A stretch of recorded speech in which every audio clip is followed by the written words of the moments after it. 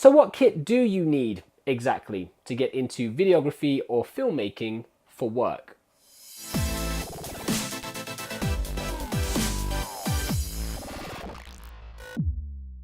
Welcome to the channel and welcome to another filmmaking video. My name is Kai Song, and if you're new to the channel, we cover all things video related, from camera reviews, how-to videos, and filmmaking principles. And if any of that stuff interests you, then do consider subscribing.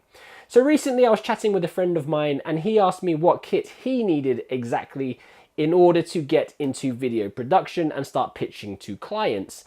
Now this might seem like a little bit of a paradoxical situation, because you would assume that someone who is thinking about pitching video production work to clients would surely have a passion for or background in video already, and therefore have a little bit of knowledge around what type of kit they would need in order to start a video production company.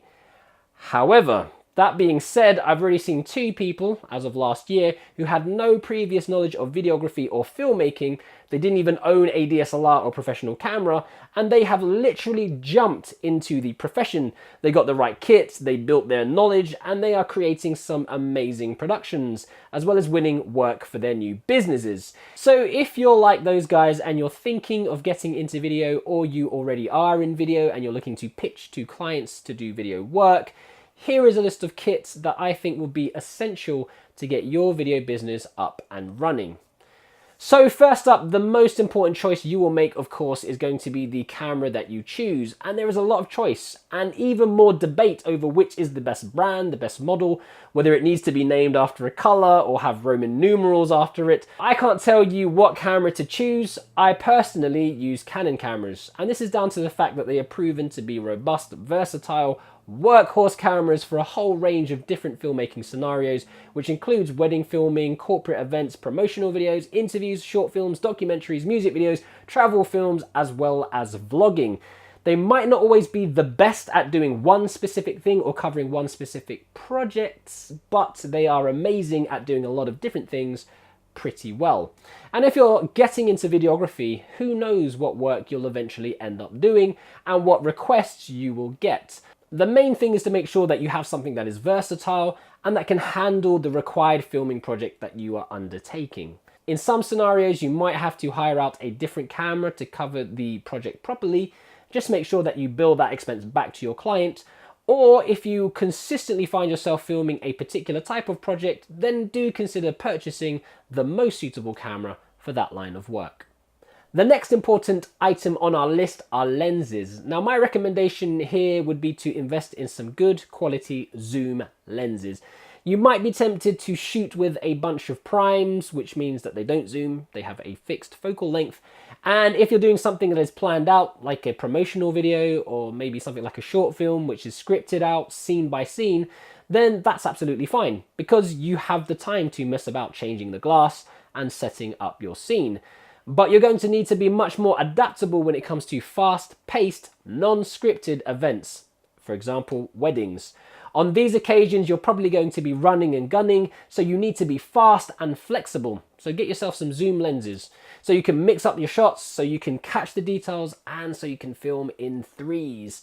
Additionally, get yourself some fast lenses, which means large apertures, letting in lots of light. So you should be looking at 2.8. Those kind of numbers are what you want to invest in your lenses. These kind of apertures will allow you to film in poorly lit conditions, as well as give you shallower depths of field, which mean a blurrier, creamier background.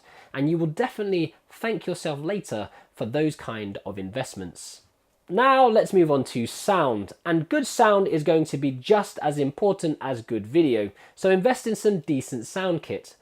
Now, I currently use the Rode VideoMic Pro that I attach to the top of my camera, but to be honest, I never actually use the onboard camera sound. I maybe will use it occasionally for room tone or for crowd reaction noises. I prefer to capture sound via external recording devices, and I like using the H1 Zoom recorder with Sennheiser lapel mics, which are great for interviews, presentations, and speeches. Just ensure that you set the levels beforehand to avoid things like peaking. And for events, I also like to use the H4n Zoom mic, and I will plug this into the mixer board of the sound team at weddings and events. Again, make sure that you set your levels beforehand, and especially for this piece of kit, you want to make sure that it's plugged into the mains power supply, because the batteries in the H4n do not last very long. And if this thing runs out while doing a recording, you will lose the whole recording. So you have been warned. Next up is to make sure you get yourself some decent lights. I like to use the Amran Aperture LED panel lights, and these are perfect for your professional interviews and promo videos. I've also used them in music videos and at weddings. The batteries last forever, and the whole kit is extremely portable, making them ideal for all of your videography projects. In the studio, I also like to use softbox lights, but these are not as convenient to carry around. So do investigate and get yourself some decent lights. So with your camera kit ready to go, you need to think about stabilization and what you're actually going to mount your camera equipment on. First of all, think about getting a tripod. Don't buy a cheap tripod. I initially started off with a very cheap, nasty tripod, and it was terrible. No fluid head, no smooth movement. Just don't do that. Eventually, I invested in the Manfrotto 055 carbon tripod attached with an MVH502 Pro fluid head, and it was amazing for events and weddings. I also own a B3 Manfrotto tripod, which is excellent for travel because it's so light and it can easily hold a Canon 5D Mark IV and an attached 70 to 200mm L lens with no issues. When it comes to movement, you should also consider getting yourself a slider. I own the Pro Aim 26-inch ribbon-based slider, and I have a smaller, newer brand slider. Perfect for those parallaxing shots. Also consider getting yourself a Glidecam. I own the Flycam 5000, great for walking shots and general movement. And nowadays you might also want to invest in a gimbal, such as DJI's Ronin S. Again, perfect for stabilizing any of those moving shots. Now on top of this, I also recommend having a large arsenal of batteries and SD cards. Invest in some ND filters if you're going to be shooting outside a lot, possibly also a dead cat for that microphone that you know you're not going to be using sound for much. Get a rig so that you look the part, maybe even an external screen for your camera to connect to, and now you should be good to go and film.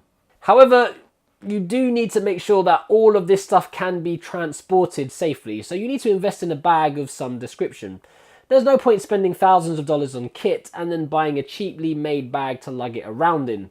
Spend over $150 at least on something durable and decent. I personally own the Manfrotto Bumblebee 220PL camera bag and the Think Tank Airport Essentials camera bag, both of which are very good for travel. I would especially recommend the Airport Essentials bag for travel on domestic flights, which tend to have smaller overhead compartments. So that's my recommendation on what kit you need to get started in videography. I've put links to all of the kit that we've spoken about today down in the description below, so if you're interested, do go and check those out. Obviously, there are a lot more things that you need to consider when it comes to starting your own video production business. Things like promotion, marketing, workflow, editing, how to balance client expectation, learning how to actually run a business, and of course things like invoicing and taxes. And if you want a video on any of those specific points or any other filmmaking related video content, then do let me know in the comment section below.